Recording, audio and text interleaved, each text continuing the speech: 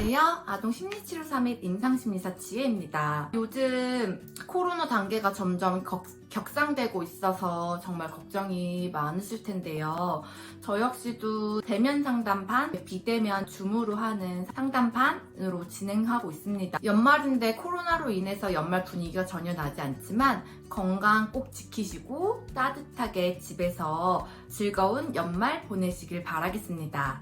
오늘은 센터에 지금 내원하고 계시는 제 내담자 어머님 중에서 쪽쪽이를 아이가 하고 있는데 어떻게 떼야 되는지에 대한 질문을 주셨어요. 그래서 오늘은 그 쪽쪽이 떼는 법에 대해서 코칭해 드리도록 하겠습니다. 우선 저 역시도 쪽쪽이를 저희 아이에게 사용하였었는데요. 쪽쪽이를 사용할 때 정말 너무나 편했습니다.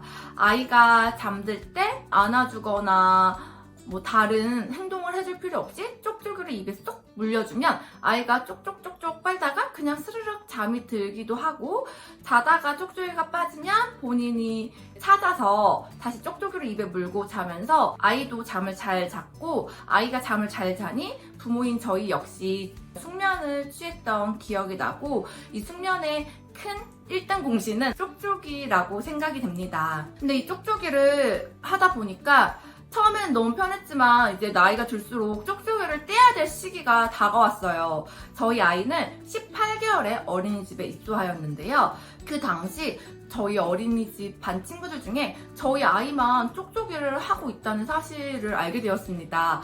근데 쪽쪽이를 떼기랑 우선 너무 힘들 거라는 예상이 들었고, 저와 남편이 이야기를 나누던 도중에 쪽쪽이가 되게 안 좋대. 쪽쪽이는 이제 하면 안 된대. 이제는 떼야 될 시기이래. 그리고 쪽쪽이를 하게 되면 이빨이 고르지 못하게 나거나 턱 관절에 영향을 줘서 앞턱이 더 돌출되거나 여러 가지 안 좋은 이야기들을 많이 들었습니다.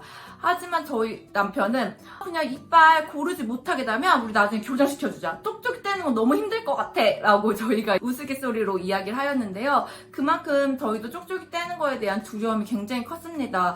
우선 쪽쪽이 때문에 우리 가족 모두 다 잠을 너무 잘 자고 숙면을 취했었는데, 쪽쪽이가 없더라면 그 달콤한 잠을 이제 더 이상 자지 못할 거라고 예상했기 때문인데요. 그나마 저희 아이는 집에서 평상시에는 쪽쪽이를 하지 않았고, 보통 이제 낮잠 자거나 저녁에 잠을 잘 때만 쪽쪽이를 사용하는 모습을 보였어요. 그것도 역시 제가 조금 조절을 했던 거였는데요. 나중에 이제 언젠가 쪽쪽이를 떼야 될 텐데 그냥 낮에도 쪽쪽이를 계속 하고 있고 하루 종일 쪽쪽이를 하다 보면은 정말 쪽쪽이를 떼기 힘들 거라는 생각에 잠자기 직전에만 제가 쪽쪽이를 허용해줬던 걸로 기억이 됩니다. 그래서 아이가 어린이집에 입소하고 나서 낮잠 시간이 되었는데 제가 깜빡하고 쪽쪽이를 보내지 못한 거예요. 그래서 선생님한테 전화를 드렸어요. 선생님, 제가 모르고 저희 아이 쪽쪽이를 챙겨 보내지 못했는데요. 낮잠 시간에 낮잠을 자지 않을 것 같아 걱정이 돼요 라고 말하니 선생님께서 우선은 그럼 재워보고 너무 힘들어하면 내일부터 쪽쪽이를 보내달라고 하셨어요. 근데 다행히 그날 저희 아이가 낮잠 잘 때 쪽쪽이를 찾지 않고 그냥 잠이 들었다고 하시더라고요. 그래서 저도 너무 깜짝 놀라서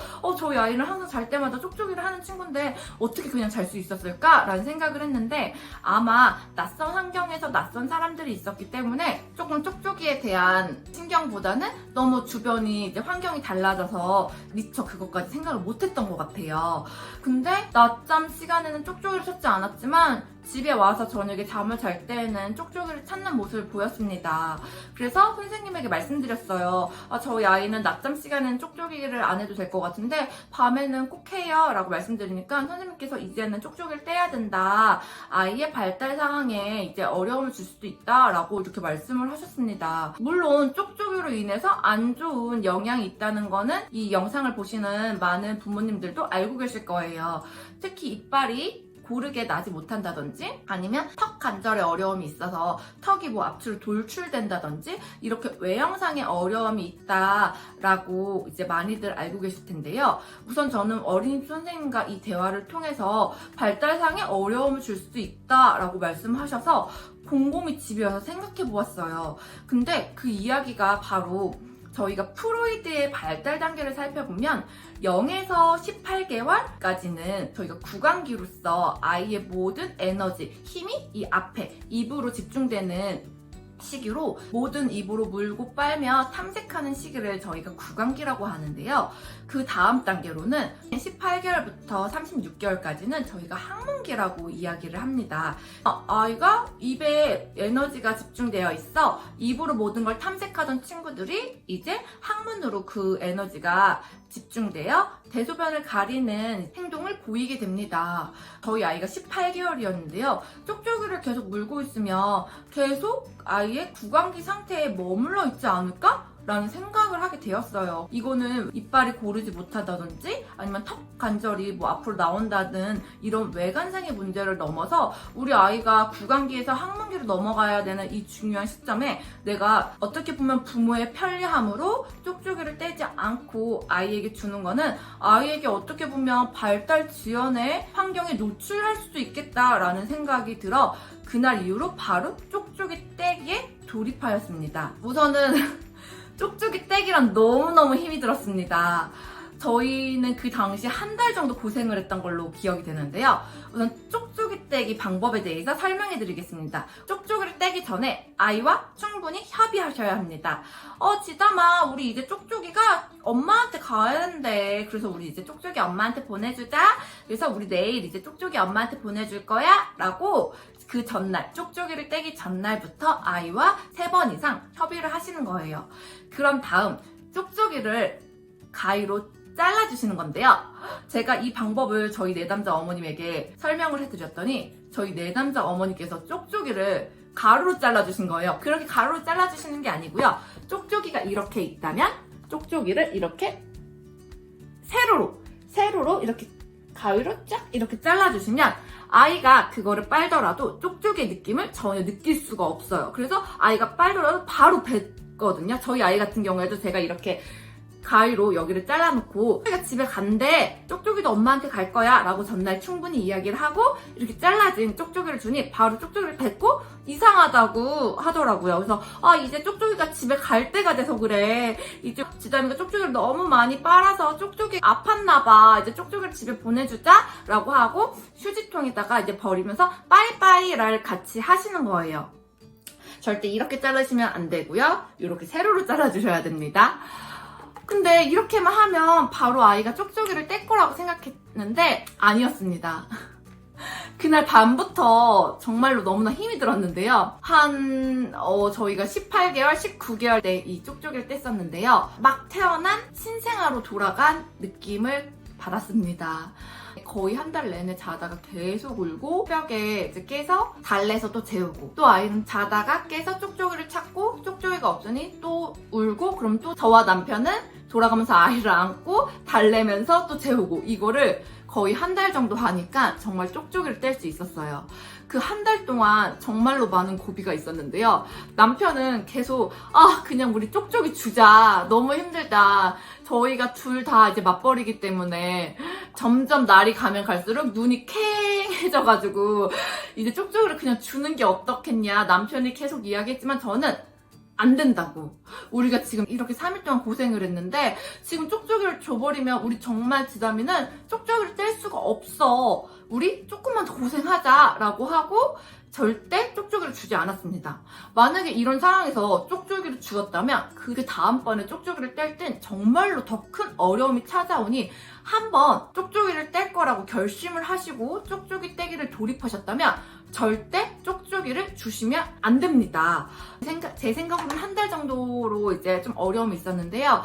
저희 아이는 제가 주변에 이야기를 하니 조금 더 시간이 많이 걸렸던 친구였던 것 같아요. 보통 친구들은 그래도 2주 안에는 많이 쪽쪽이를 찾지 않은 모습을 보인다고 하더라고요.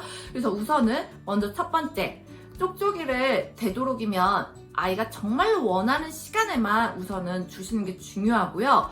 아무 때나 쪽쪽이를 물게 하시는 건 안 됩니다. 그럼 정말로 쪽쪽이를 떼기가 너무 힘들어집니다.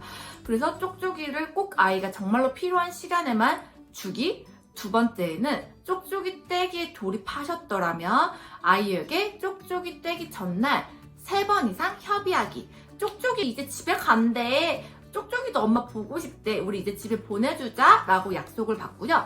세 번째는 쪽쪽이를 말씀드렸던 것처럼 세로로 가위로 잘라주시는 거예요. 그리고 네 번째는 아이에게 그 쪽쪽이를 이제 주시고 아이가 쪽쪽이의 느낌이 변화된 걸 느꼈을 때 이제 쪽쪽이가 우리가 너무 많이 빨고 사용해서 엄마한테 가야 될 것 같아 라고 하고 휴지통에 버리고 빠이빠이 하는 작업 하시는 것까지 꼭 해주셔야 하고요.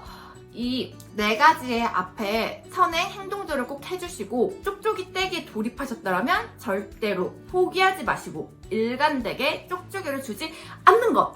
이 5번째가 가장 중요합니다. 모든 부모님들이 꼭 쪽쪽이 떼기 성공하시기를 바라겠습니다. 앞에서 말씀드렸듯이 쪽쪽이 떼기란 아이의 이가 고르지 못하거나 턱 한 자리 어려움이 생기는 문제를 넘어서 발달 단계에 지연을 줄 수도 있는 중요한 행동입니다. 때문에 18개월 이상이 된 친구들은 서서히 쪽쪽이 끊기를 시도해 보시기를 권유해 드리겠습니다.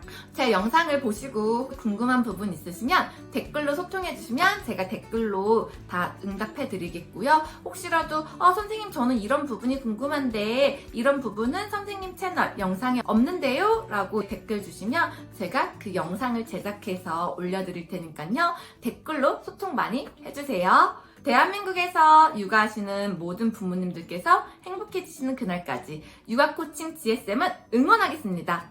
저의 영상이 도움이 되셨다면 좋아요, 구독 부탁드립니다. 감사합니다. 또 만나요.